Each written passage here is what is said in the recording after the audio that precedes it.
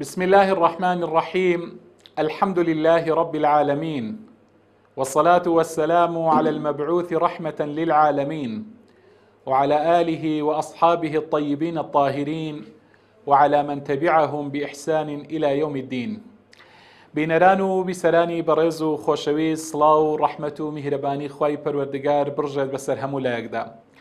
زۆر خۆشحاڵ و بەختەوەرم کەوا خوای پەروەردگار تەمەنی پێداین و ئەمجارەش لە خزمەتی ئەوەی بەڕێز و زێدە ئازیز و خۆشەویست دابین بۆ پێشکەشکردنی ئەڵقەیەکی تر لە ئەڵقەکانی بەرنامەی تیشک. خۆشەویستان و بەڕێزان، لە ئەڵقەی ڕابردوو لە یەک دوو ئەڵقەی ڕابردوو باسمان لەوە کرد چۆن بتوانین منداڵەکانمان نمونەیی بن. بۆ نمونەیی بوونی منداڵەکانمان هەندێک بیرۆکە، هەندێک ئەزموونی کرداریمان پێشکەشی ئەوەی بەڕێز و خۆشەویست کرد، واتە هەندێک فکرەمان پێشکەشکردن. لە یەک دوو ئەڵقەی ڕابردوو کۆمەڵێک بیرۆکەمان پێشکەش کرد. لەو ئەڵقەی ئەمڕۆشمان بە پشتیوانی خوای پەروەردگار درێژە پێدەری ئەڵقەکانی ڕابردوو کۆمەڵێک بیرۆکە، کۆمەڵێک ئەزموونی کرداری کە ئەم ئەزمونانە بە کردار سەلمێنراون کە سوودیان هەیە بۆ بە نمونەیی بوونی منداڵەکانمان، بۆ سەرکەوتنی منداڵەکانمان لە ئایندەی تەمەنیاندا بە پشتیوانی خوای پەروەردگار. خۆشەویستان، لە ئەڵقەی ڕابردوو ئەلێرە ڕاوەستاین باسمان لە کۆمەڵێک پلان و باسمان لە پلاندانان کرد و چۆنیەتی فێرکردنی منداڵەکانمان بۆ پلاندانان. ئەمڕۆ باس لە بیرۆکەیەکی تر دەکەین. ئەم بیرۆکەی یەکەم کە باسی دەکەین خۆشەویستان بریتیە لە مامۆستا بۆ منداڵەکانمان، واتە پەیوەستکردنی ڕۆڵەکانمان بە مامۆستایەکەوە، بە مامۆستایەکی دیندار و لە خواترسەوە. طبعاً پەیوەستکردنی ڕۆڵەکان، بەستنەوەی ڕۆڵەکان بە مامۆستایەک و وەرگرتنی زانست و زانیاری لەو مامۆستایە لە دیارترین هۆکارەکانی تەمیز و لە گەورەترین و باشترین هۆکارەکانی سەرکەوتن و نمونەیبوونی ڕۆڵەکانمانە. خۆشەویستان، کەواتە ئەم ڕێگایە پەیوەستکردنی ڕۆڵەکان بە مامۆستایەکی باش ڕێگای سەلەفی ساڵح ڕەزا و ڕەحمەتی خوایان لێبێتن. سەلەفی ساڵح پێشینە چاکەکانمان ڕۆڵەکانی خۆیان هەر لە تەمەنی زووەوە ڕەبتیان دەکردن، پەیوەستیان دەکردن بە مامۆستایەکەوە، بە شێخێکی لە خواترسەوە.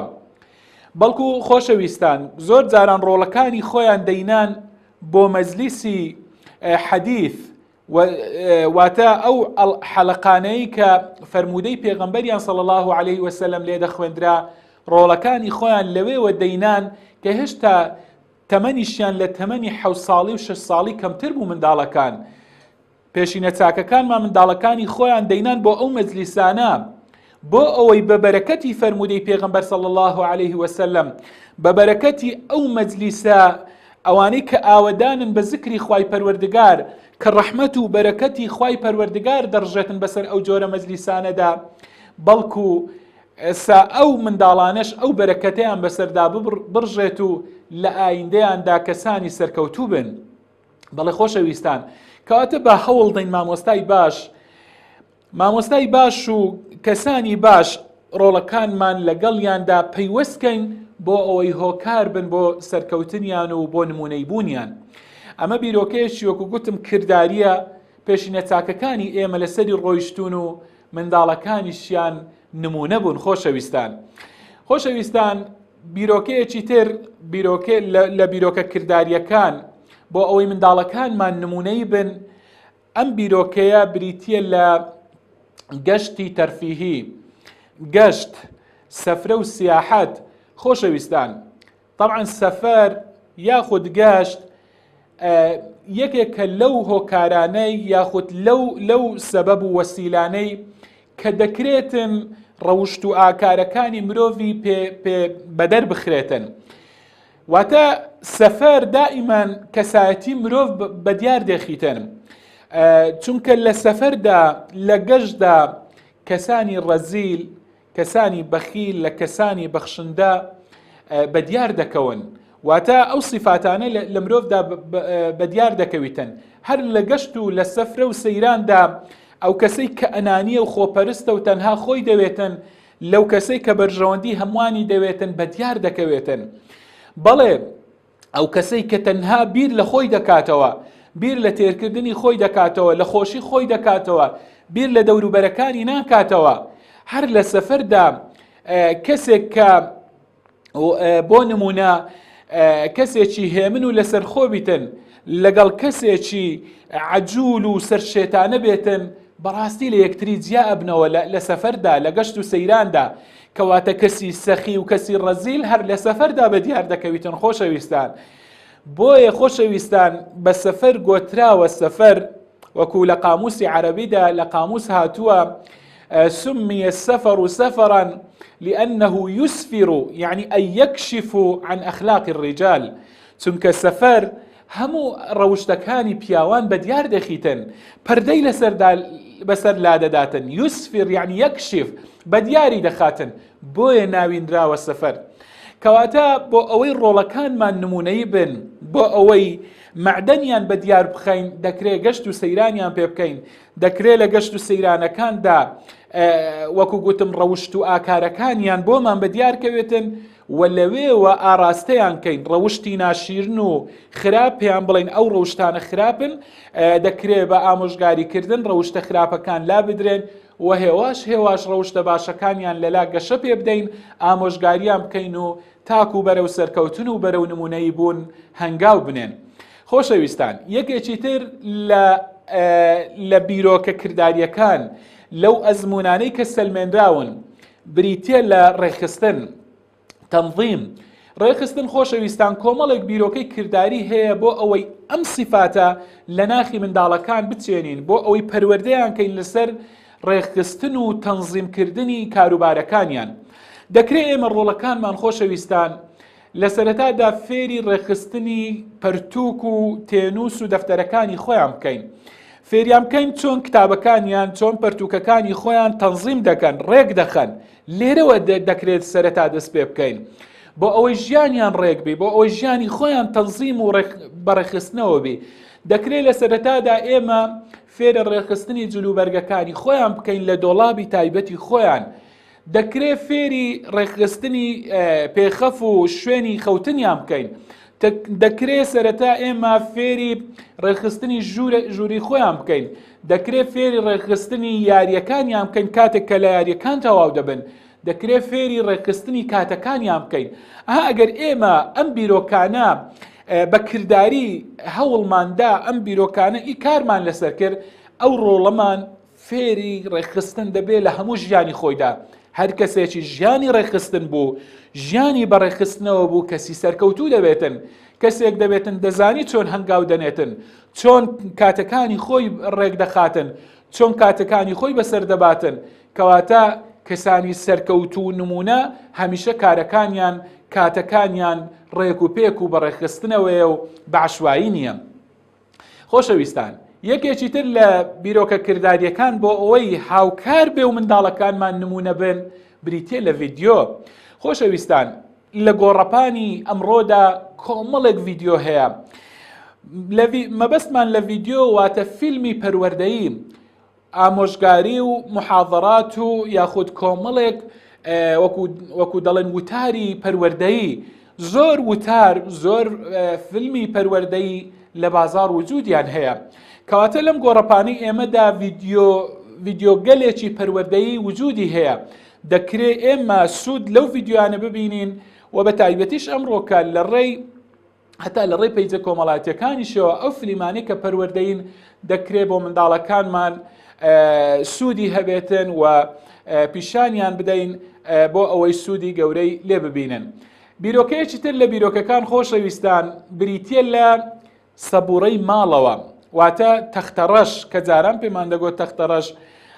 ئەو تەختەڕەشە یاخود سەبوڕە ئەمەشیان یەکێکە لەو بیرۆکە کردداریانەی کە گەلێک خێزان تەطبیقی کردووە، جێبەجێی کردووە لە ماڵەوە و بینی ویانە سوودێکی گەورەی بۆ منداڵان و بۆ گەورەکانیش هەیە. خۆشەویستان، واتە دەکرێت لە ماڵەوە لەو هۆڵەی کە زیاتر ئەندامەکانی خێزان تێیدا کۆ دەبنەوە لەوێ هەڵبواسرێتن، ڕۆژانە کۆمەڵێک سوود، کۆمەڵێک وتە و ئامۆژگاری جوان لەسەری بنووسرێتن بۆ ئەوەی ئەم شتانە لەبەر بکرێن، واتە ئەندامانی خێزان لەبەری بکەن یاخود بۆ بیرهێنانەوە لەسەری بنووسرێت و ڕۆژانە بە بیریان بێتەوە.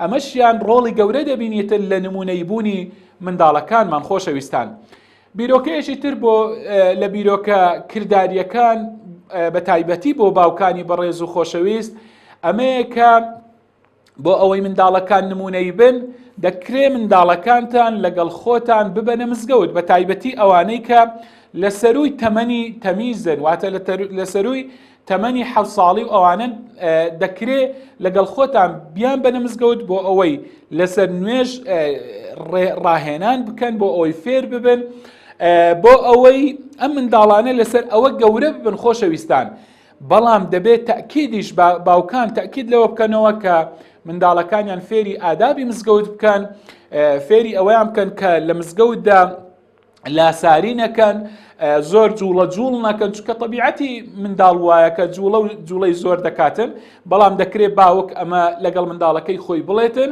بە تایبەتی لە کاتی نوێژدا لە ناو نوێژدا جوڵەی زۆر نەکەن و فێری ئەوە بکرێن ڕۆڵەکان بۆ ئەوەی لە داهاتویاندا لە تەمەنیاندا کەسانی سەرکەوتوو و کەسانی نمونە دەربچن. خۆشەویستان، یەکێکی تر لە بیرۆکە کرداریەکان بۆ ئەوەی منداڵەکانمان نمونە بن بریتە لەوەی کە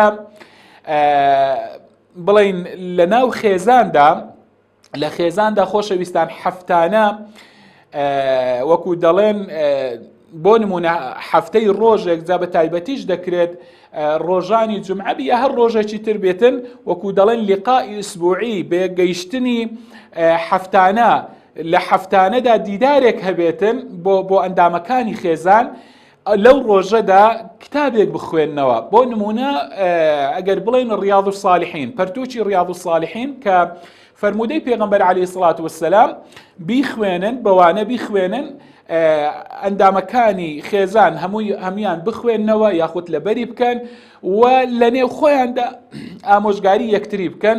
ئەمە سوودی گەورەی دەبێتن بۆ ڕۆڵەکانمان، بۆ ئایندەیان، بۆ نمونەبوونیان. بیرۆکەیەکی تر خۆشەویستان بریتە لەوەی کە ڕۆژانی هەینی، پوختەی ڕۆژانی وتاری ڕۆژانی هەینی، طبعاً زۆرێک لە خێزانەکان، زۆرێک لە ماڵەکان، ماڵە دیندارەکان، کەسانی لە خواترس وەکو گوتم زۆر لە خێزانەکان لەسەر ئەوە ڕاهاتوون. بۆ نمونە کاتێک کە باوک لە وتاری هەینی دێتەوە ماڵەوە لەگەڵ منداڵەکانی دەگەڕێتەوە، باوک هەڵدەستێتن یاخود یەکێک لە ڕۆڵەکانیان لە کوڕەکانیان هەڵدەستێتن ئەو وتاری کە ئەمڕۆ گوێی لێ بووە پوختەکەی بۆ ماڵەوە دەجێڕێتەوە، ئەو سوودانەی کە ئەمڕۆ فێربووینە. ئەمە سوودێکی باشی دەبێتن بۆ هەمویان و ئەم پوختەی وتاری ئەمڕۆژ هەمویان سوودی باشی لێ دەبێنن و بە تایبەتی ئەگەر یەکێک لە ڕۆڵەکان هەڵبستێ لە منداڵەکان، ئەمە هێواش بەرەو سەرکەوتن و بەرەو کەسێکی سەرکەوتووی دەباتن. خۆشەویستان، بیرۆکەیەکی تر بریتە لە ڕۆژانە ماڵەوە خێزان عائیلە گرنگە وەکو دەڵێن دیدارێکی ڕۆژانیان هەبێتن، کاتێکی دیاری کراو قورئانی تێدا بخوێنن لەسەر شێوازی بازنەیی یاخود تەفسیری قورئانی تێدا بخوێنن یاخود چەند ئاەتێک بخوێنن و گوێی لێ بگرن. ئەمە ڕۆژانە پێویستە وەکو دەڵێن ویردی ڕۆژانەی ذیکرەکانیان هەبێتن. ئەمە ئەوەی پێشووتر باسمان کرد بیرۆکەی پوختەی وتار بوو، دیداری هەفتانە بوو، ئەمەشیان دیداری ڕۆژانە کە بەڕاستی ئەمە ڕۆڵێکی گەورەی دەبێتن بۆ ئەوەی منداڵەکان نمونەیی بن و کەسانی سەرکەوتوو دەربچن. خۆشەویستان، بە خێرایی یەک دوو بیرۆکە کە زۆر بە پوختی باسی دەکەم چونکە کاتمان بەرەو کۆتایی دەڕوە، دەکرێت کۆمپیوتەر خۆشەویستان کۆمەڵێک بەرنامەی ڕۆشنبیری، بەرنامەی پەروەردەی، بەرنامەی زۆری تێدایە، دەکرێت سوودی گەورە لە کۆمپیوتەر ببینرێ بۆ ئەوەی کە منداڵەکان پێی پەروەردە بکرێتن. هەروەها سەردانی پەرتوخانەکان خۆشەویستان، سەردانی پەرتوخانە ڕۆڵەکان لەگەڵ خۆت ببێ، پەرتوخانەکان ئەمەش ڕۆڵی گەورە دەبینیتن بۆ ئەوەی منداڵەکان کەسانی نمونەی بن و حەز بە خوێندنەوە بکەن و ئەگەر حەزی بە خوێندنەوە کرد ڕۆڵەکەت لەگەڵ خوێندنەوە تێکەڵ بوو بێگومان بکە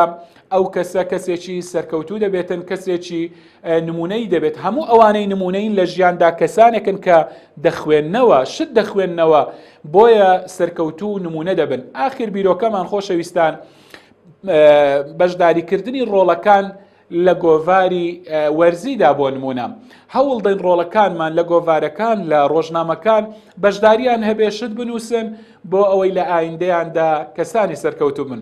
خۆشەویستان ئەمڕۆژ بەم شێوەیە گەیشتینە کۆتایی ئەڵقەی ئەمڕۆمان تا ئەڵقەیەکی تر و ڕۆژێکی نوێ لە ڕۆژەکانی ژیان بە یەکتری شاد دەبینەوە. تاوکات لای ئێوەمان خۆش، ماڵتان ئاوا، خواتان لەگەڵ، وەسلام عەلەیکم وەڕەحمەتوڵڵاهی وبەرەکاتوه.